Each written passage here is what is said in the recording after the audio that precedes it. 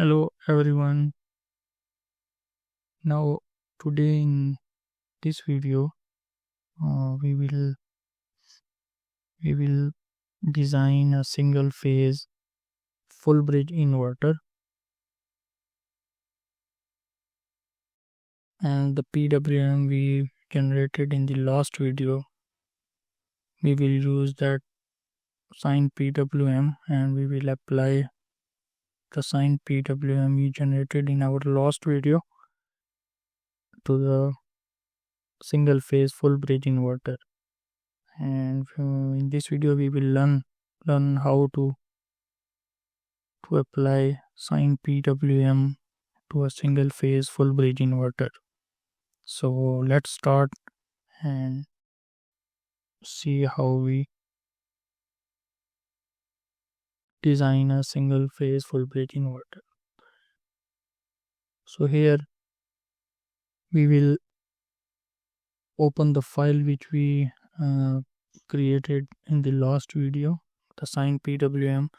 Here you can see in the open recent files we have the Sine PWM modulation files. You can open the file from here, or you can go open, click on open, and it will, because the last folder we accessed or the file we saved in the Sine PWM file we saved in our this folder, so we can open it from here. This was the last file we created, the Sine PWM. Now today we will design single phase full bridge inverter. We will apply this Sine PWM to the inverter.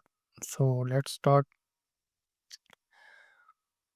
To find the components, you just need to click anywhere in this video and write and press any key. Like for the MOSFET or IGBT, I am going to press M, so you can see the components library window is open. MOSFET,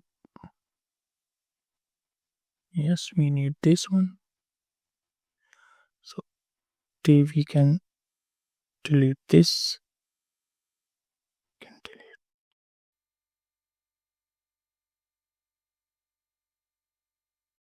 We can do another thing. We can delete all these things. We can save this file as PWM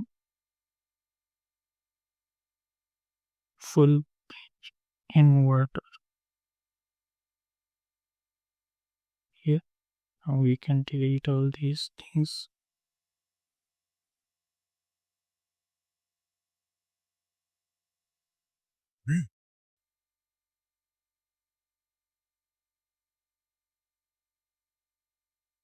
Search for the components, MOSFET.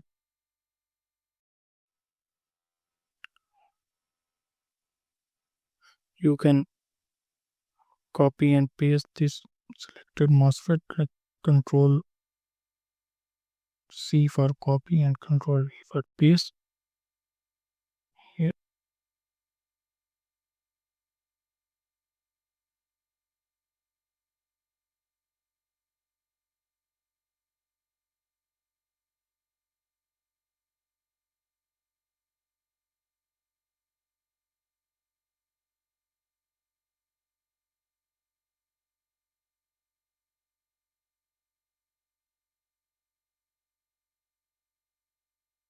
just make connections.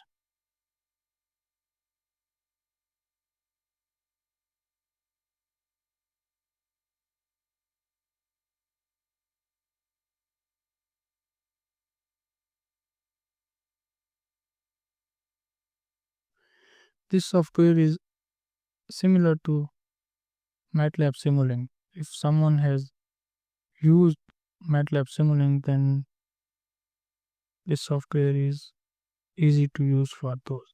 And for the beginners, I am also trying to explain everything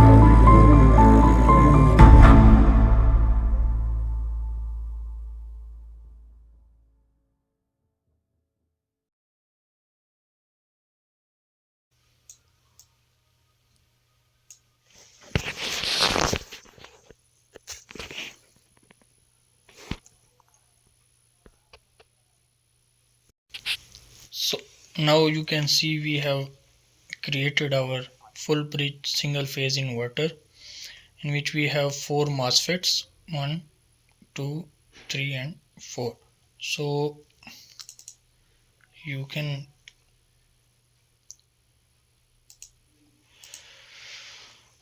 this is our DC voltage source.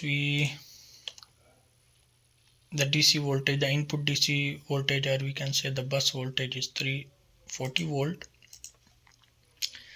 This is our full bridge inverter. This is our resistive load. This is the voltage meter. In PLECS you need to search for meters, and in the meter you can see the voltmeter and ammeter. So I selected voltmeter and use it, connected it here, and also an ammeter, we use it here. Also the Sine PWM signals, the S1, S4.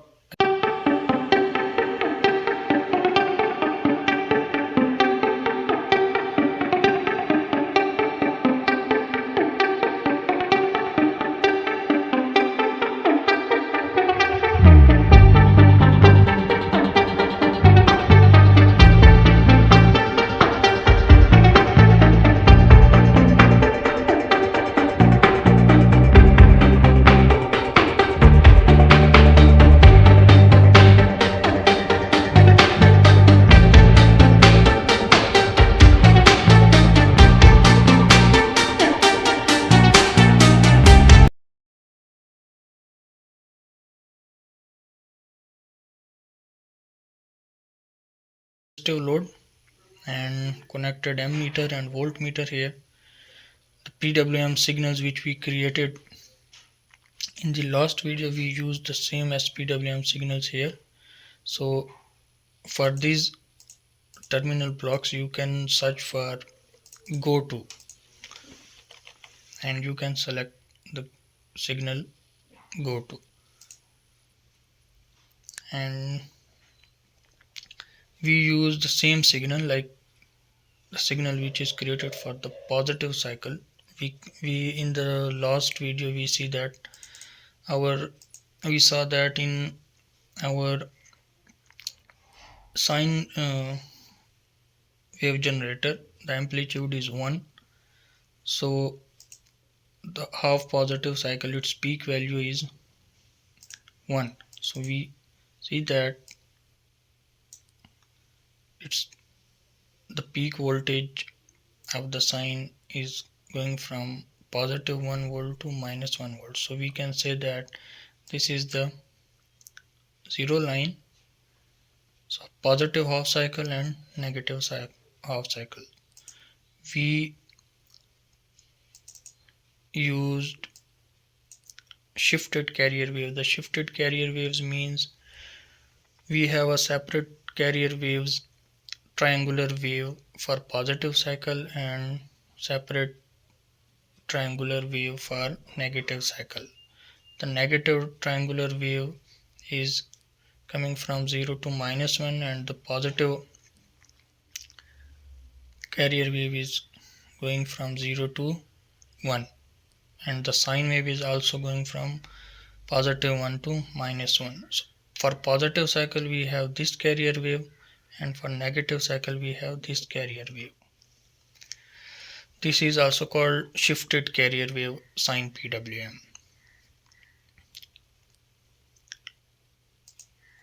So for the positive cycles we have these two signals, and for the negative cycle we have this triangular wave carrier signal and these two PWM signals. So for the positive, how the single phase H bridge inverter works, for the positive cycle the current flow from here, it passes the S1 switch, go to the load, and then from passing from S4 it comes to the negative terminal of the DC source. So basically for the positive cycle we need to turn on these two switches, the diagonal two ones, S1 and S4. So therefore we use same signal for S1 and S4. Same case for the negative cycle. For the negative cycle, the current flows from here. It will pass through this S3, will go to the resistor, and then again it will pass the for the negative cycle, current will come from the positive terminal of the source. This switch will be on, so it will pass through S3 and then to the negative terminal of the load, and then it will pass through S2 to the negative terminal of the DC source. So this will be the path for the negative cycle of the sine wave. So we simulate this. First we will save Control S, save the simulation, then Control T to run the simulation. Then you can see here we applied the sinusoid PWM, the same sinusoid PWM, but it is now applied to the full bridge inverter, and we can see the DC voltage. The DC bus voltage we applied 340 volts, so it is around 340 volt. You can see this is 340 volt. But here you can see there is this point. We also call this over modulation, so we need to modify our sine wave so that we can get a proper output. So here we will open the sine wave generator and we will modify its amplitude. For example, we set it at 0.8. Apply, OK, and now again Control S, Control T.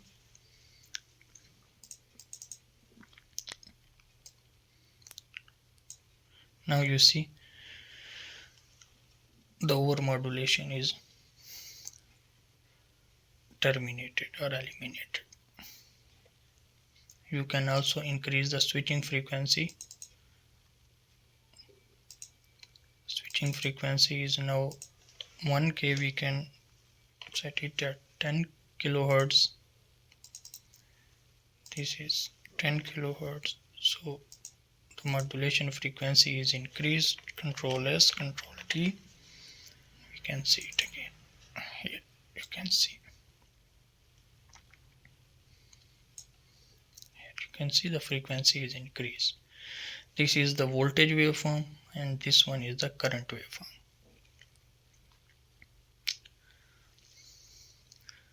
So in this lecture, in this video, we tried to learn how to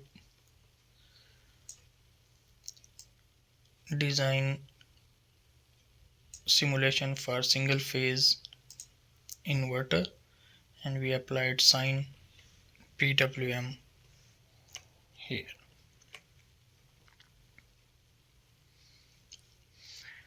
Thank you for watching, and next time the next video we will use LC filter, because here we can see the output is AC, but it is not a pure AC. It is a modulated AC wave. So we need to use a filter.